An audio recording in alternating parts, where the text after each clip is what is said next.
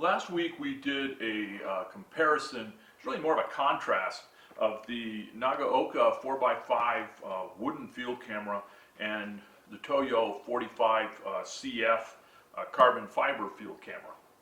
And you know, you really have a century's worth of difference here in the technology. And it only seemed reasonable to do a comparison between the Toyo 45 CF and what many would consider to be its grandfather, the Graflex Super Graphic.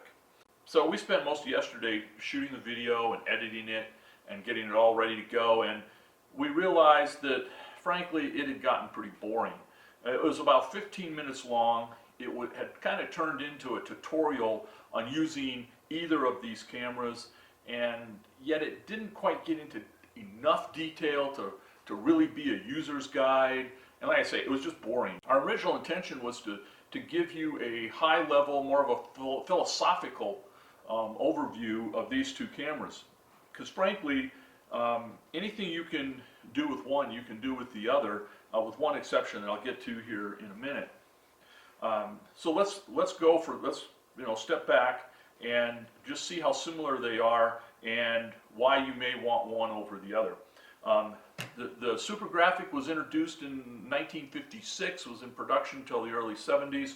The Toyo was introduced, I believe, in 2002.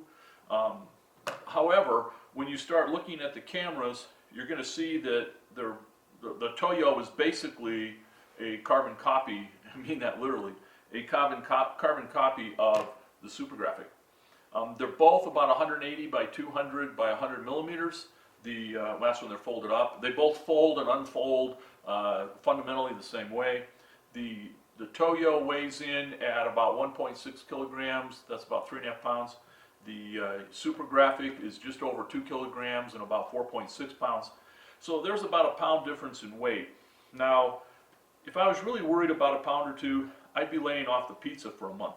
But actually, it's only a pound, but you can really notice it when you're handling the two different cameras, because it's really a 25% difference in weight or close to it. But frankly, I don't think that's a deal breaker one way or the other. If you get past the size, you'll find that they have basically the same movements. Neither have any real movements in the back. They both have a Graflock back, so you can use roll film adapters if you want. They both have optional sunshades that I find get in the way more than they help. Both backs will rotate, though they implement it differently. The front movements are also almost identical. A couple of very minor differences. The biggest one is on the Toyo, to get a drop, you just loosen the two control knobs and drop it. Where with the Super Graphic, you actually have to drop the bed. They both have a drop bed, but you have to drop the bed and then tilt the front standard back to get that drop effect. One of the other things to point out is that the Super Graphic and the Super Speed Graphic are the only Graflex cameras that I'm aware of that have swing on the front standard. And I use swing a lot, and so I consider it quite important. Easiest to demonstrate it here. You just unsnap that and you can swing it however you want, and there's also shift. They both also have shift. So if you want to know the exact differences in how much swing or how much shift they have, rise and drop, that's all. We have links to that, and you can look all that up. So as I said, there's one major difference between these two cameras, and that is the Super Graphic has a rangefinder. Now, I won't get into the practicality of using a rangefinder on a view camera. That's another subject. But and you have to remember, this was designed as a press camera and not as a view camera. But it still can be handy to have. A couple of caveats. One, make sure if you want to use the rangefinder on your Super Graphic, make sure that the interchangeable cam that's up inside here matches the lens.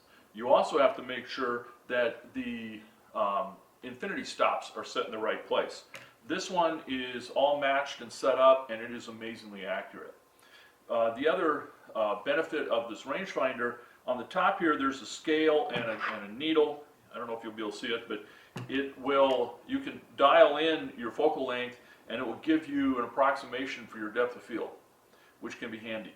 One other kind of a warning about the rangefinder here, you're not looking through a Leica. All right, it's pretty dim, it's a little hard to use, has absolutely no relation to the field of view of the lens, but it is useful and it does work. So what does it really come down to? I mean, like I said, any picture you capture with one, you can capture with the other. So it really comes down to, do you want to drive a classic Cadillac, or do you want to drive a modern, sleek Lexus? And for a lot of us, that comes down to price. I've seen the Super Graphics go for under $200. You know, no lens, rangefinder probably doesn't work, and it might be a little rough. If you want a lens with it and better condition, you might be pushing $300. If you want the cam and a fancier lens, everything in great shape, you could be in the $400 to $500 range. The Toyo, on the other hand, without a lens, in good condition, typically goes between $800 and $900. By the time you add a lens and a lens board, you could be anywhere $1,100 to $1,200. So, it really comes down to your personal preference and your personal philosophy on what's important to you. So, hey, we always appreciate your comments. If you have suggestions for more videos or blog posts that you'd like to see, send them in, or any other comments. Our contact information is down below. We always appreciate it when you give us a shout out on social media, and be happy to hear from you.